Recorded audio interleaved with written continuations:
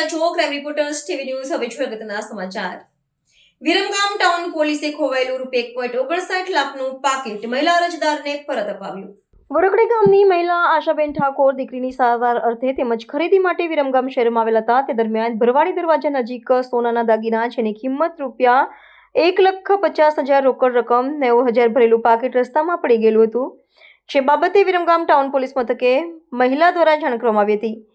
Viramgam town police દ્વારા CCTV footage check કરવામાં આવતા રોડ ઉપર પડી ગયેલ પાકીટ એક ઈસમ લેતા જણાઈ આવેલ. તપાસ દરમિયાન ઈસમ મોહમ્મદ જાફીર ફકીર શ્રમજીવી રૈયાપુરનું હોવાનું હકીકત જાણવા મળતા સદરુ વ્યક્તિની ભાળ મેળવી જરૂરી પૂછપરછ કરતા પાકીટ મુદ્દામાલ ભરેલું પોતાની પાસે હોવાનું જણાવતા વિરમગામ ટાઉન પોલીસ ઇન્સ્પેક્ટર દ્વારા અરજદાર મહિલાને રૂબરૂ બોલાવી જરૂર ખારાઈ કરી ₹1,59,000 મુદ્દામાલ સાથેનું પાકીટ પોલીસની હાજરીમાં પરત સોંપવામાં આવ્યું હતું.